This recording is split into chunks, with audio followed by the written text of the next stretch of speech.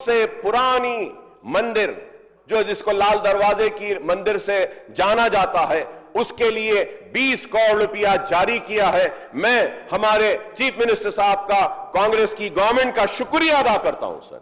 और मैं ये कहना चाहता हूं और ये बात बताना चाहता हूं कि ये हाउस में कोई होंगे जो सिर्फ हिंदूज की बात करते हैं, लेकिन बहुत सारे लोग हैं इस ऐवान में, इस रियासत में, जो रियासत के सारे लोगों की बात करते हैं, चाहे वो हिंदू हो, मुस्लिम हो, सिख हो, ईसाई हो, पारसी हो, कोई हो, सबकी बात। My learned senior friend Harish Rao साहब खड़े होकर हर एक की बात करता है, करता रहेगा और करता रहेगा, और किसी को ये चीज ले जाने की नहीं देंगे कि हम हिंदूज के चैंपियन हैं। नहीं, हिंदूज के चैंपियन का नाम लेने वाले सिर्फ नाम लेते हैं, लेकिन हकीकी तौर में हिंदूज के लिए काम नहीं करते हैं।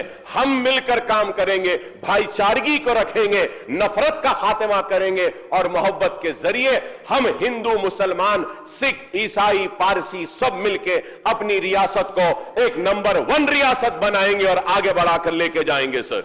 The outcome budget points out that the 12,343 temples, only 682 have net accessible income of above 50,000, and the total income is rupees 538 crores in the current financial year, sir. So 2413 పనులు పునర్నిర్మాణము, పునరుద్ధరణ, అదేవిధంగా బలహీన వర్గాల కాలనీ నిర్మాణాల కోసము 591 కోట్ల విలువతో మరి మంజూరు చేయబడ్డాయి అధ్యక్ష. ఈ పనులకు గాను 969 పనులు విజయవంతంగా పూర్తయినాయి. ఇంకా మరి 214 కోట్లు ప్రస్తుతానికే 554 పనుల పురోగతిలో ఉన్నాయని తెలియజేస్తా ఉన్నాను అధ్యక్ష.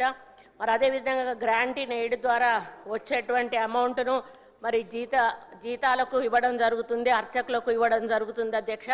మరి ఎన్నో సంవత్సరాలుగా పెండింగ్లో ఉన్నటువంటి అర్చకుల ప్రమోషన్స్ కానీ, అడ్మినిస్ట్రేషన్ సెక్షన్స్కి సంబంధించినటువంటి ప్రమోషన్స్ కానీ మరి మేము వాళ్ళకి ఇవ్వడం జరిగింది అధ్యక్ష. ఆ ఉద్యోగస్తులు ఎన్నో సంవత్సరాల నుంచి ఎదురు చూస్తున్న దాన్ని మేము వచ్చిన తర్వాత సాల్వ్ చేయడం జరిగింది అధ్యక్ష. మరి గత సంవత్సరం బడ్జెట్లో గ్రాంట్ ఇన్ ఎయిడ్కు 151 కోట్లు కేటాయించడం జరిగింది అధ్యక్ష.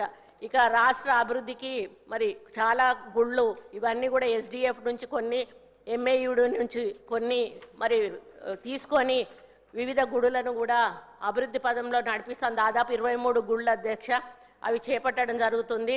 మరి అదేవిధంగా పుష్కరాలు ఈ 1-2 సంవత్సరాలలో సమ్మక్క జాతర, గోదావరి పుష్కరాలు, కృష్ణా పుష్కరాలు కూడా రాబోతున్నాయి అధ్యక్ష. ఇప్పుడే మేము అధికారులకు ఆదేశించాము, ఎక్కడెక్కడైతే ఘాట్లు ఉంటాయో అక్కడ ఉన్నటువంటి ఘాట్ల డెవలప్మెంట్కు ఎస్టిమేషన్ ఏమని చెప్పాము.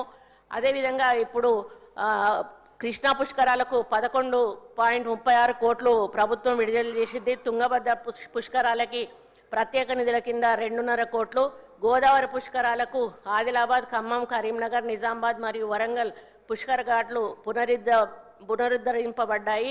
కృష్ణా పుష్కరాలు 2016-17 సందర్భంలో నల్గొండ జిల్లాలో 28 ఘాట్లలో, మహబూబ్ నగర్ జిల్లాలో 27 ఘాట్లలో మరి పనులు పూర్తి చేయడం జరిగింది అధ్యక్ష.